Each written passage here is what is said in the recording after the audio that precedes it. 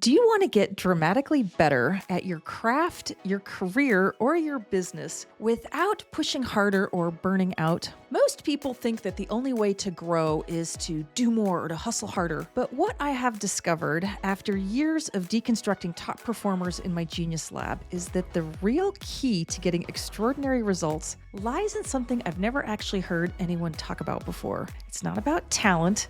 It's not about effort. It's about what's actually going on beneath the surface subconsciously every time you do the thing that you care about most. And these hidden strategies that we have quietly running the show. And when you can shine a light on yours, work with it, and upgrade it, your growth becomes faster, your results become better, and the work starts to feel more powerful, more aligned, and quite frankly, more genius. By the end of this video, we're going to take whatever it is that you care about most, and I'm going to help you get it to the next level. Welcome to the Everyday Genius Show. I'm Taryn Voget, and if you are new here, hit the subscribe button. On this show, we talk about genius, passion, purpose, and how to amplify your gifts. This episode is part of a 5-part mini-series where I'm doing a deep dive into the 5 strategies of genius I have discovered in my Genius Lab. Now, I did on the 3rd episode of the show an overview of these 5 strategies of genius, and you can check out that episode to really get the foundation. But this strategy of genius, this first one that we're going to deep dive into, is what I call operate from high-quality goals. And it is in many ways the most powerful and foundational strategy of genius there is. So, what are high quality goals? They are these invisible internal strategies that are shaping your results, your growth, and your brilliance, and you probably don't even know that they're there. Now, the best way I can think to describe what a high quality goal is to use just like a really everyday example that you can follow along with. And then we're going to take your genius and your gifts, and I'm going to help you get it to the next level. But so what's a high quality goal? Like, take something really everyday like cooking. Or preparing food. Now, I am not a great cook. I don't have a passion for it. I'm not particularly interested in spending my time on it. However, I do want to eat yummy things and I want them to be reasonably healthy. So when I think about my goals for cooking, it's usually along these lines. I want to make something that's quick, that's easy, that's healthy, that tastes relatively good, and I can make it once and eat it multiple times. Now, you can imagine what my fridge looks like. It is a stack of, pre-made salads and soups and things like that that I can quickly take out and prepare for lunch or dinner. And so those are my goals, and everything I'm doing is in support of trying to achieve those goals. Now, take someone different like my sister Kendall, who is an incredible chef, probably one of the best that I know. And her goals for cooking are very different than mine. She loves cooking. She has a passion for it. She spends all day watching cooking shows. And her goals are to make something that is incredibly complex in flavor and has a lot of depth of flavor. She wants to make the best thing you've ever eaten of that particular dish.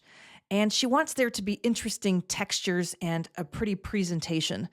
And so you can imagine when you sit down at her dinner table what her meal might taste like. It is an incredible experience. And it's a symphony of flavors, and that's what she's optimizing for. That's what her goals are. Now, if I wanted to become a better cook, more like my sister Kendall, I would have to really change my goals. I'd have to up-level my goals because our behavior, what we do, is always in support of achieving our goals, and most of our goals are usually subconscious, like we never stop and think about them. And so I don't actually care about cooking, so I don't necessarily want to upgrade my goals, but there are a lot of things that I do care about, and I'm always interested in trying to figure out how to take it to the next level and the next level. And that is the power of operating from high quality goals, is they get better over time as we get better, and we're optimizing for better things. But what we can do is we can actually consciously take a quantum jump to the next level if we're aware of what our goals are and what we want them to be as the next level. So let's just think of like some everyday real world examples of people that have done this that you would know. Now let's take Michael Jordan, the incredible basketball player. When he first started playing basketball, his goal was pretty simple. It was just to score the most points or to score a lot of points. And he thought that if he scored the most points that he would win games. However, he worked with a coach and the coach said, yeah, that's great. However, The better goal is to make the team better and to win championships. And so he did. He upgraded his goal from I'm going to score the most points to I'm going to create a great team that wins championships. And that upgraded goal allowed him to win 6 NBA championships. Powerful. Another really cool example is Georgia O'Keeffe, the artist, and she does those incredible floral or flower paintings and drawings. She was originally trained as quite a classic artist, and she would start by drawing very accurately what she saw in flowers. But she later changed her goal, and instead of drawing what she saw, she later learned to paint what she felt. And so it was more of a feeling exercise to take something that she saw and then paint how that made her feel. And now, she's an incredible world renowned artist, that sells very high dollar paintings. And so that was a change in her strategy. A third one is an interesting one. It's Eliud Kipchoge, who is the first marathoner to run a sub 2 hour marathon. And early in his running career, his goal was to run fast. But in order to really achieve the results that he was trying to achieve, he decided to change his game a little bit. And instead of just making his goal, I'm going to run fast, he decided to make running a joy, to be in the flow of running and to be present to the running. And I talk a lot about this in one of my other videos around channeling as a powerful strategy of genius, but this is really what he decided to do, was run from joy and be so present in the running that there was a flow that happened and it allowed him to achieve really incredible results. Simple change in strategy, a very different change in results. And that is the power of looking at what we're optimizing for and then tweaking it to be something better. So now here's where you come in. Think about something that you want to get better at. It could be anything. It could be painting. It could be riding horses. It could be leading a team. It could be writing copy. It could be anything. And the power of deconstructing your own goals is really incredible. And in my Genius Lab, this is what I do, is I take someone who's really genius or brilliant at what they do, and I'm trying to get a full list of all of their goals, because 99% of them are subconscious, meaning they've never actually stopped to think about them. But when you can see, first of all, why you're getting such great results or not great results in some cases. And then you can be very conscious about taking a goal and upgrading it.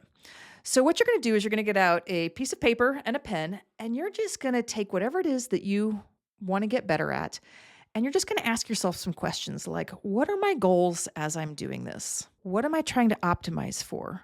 What am I really trying to achieve? And if you can just spend, literally, this will take you maybe 10 or 20 minutes to do this.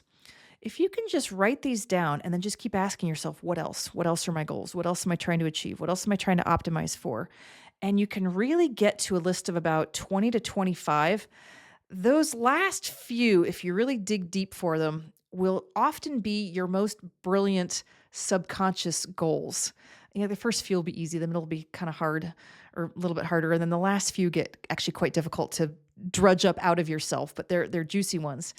And then take that list and really look at it and ask yourself, are these the highest quality goals, or could I take these goals to the next level? Now, I'm going to share with you 3 ways you could take your goals to the next level. There's more, but these are 3 really good ones to think about. Now, the first one is to take a goal on your list, and usually a couple will pop out of like, oh, that's good, but man, I could make that better. But take your list and then think about someone who is better than you in the field, or someone that you really admire or respect. And look at what they're doing and ask yourself, what are they really trying to achieve? Because sometimes you can just borrow somebody else's high quality goals. Now, you could also interview them, but if you can't interview them and you just know them, because they're famous, that's okay. You can just ask yourself, what are they trying to achieve? I sometimes think about this with singers or artists, and there are so many different entertainers and musicians out there, all trying to achieve different things.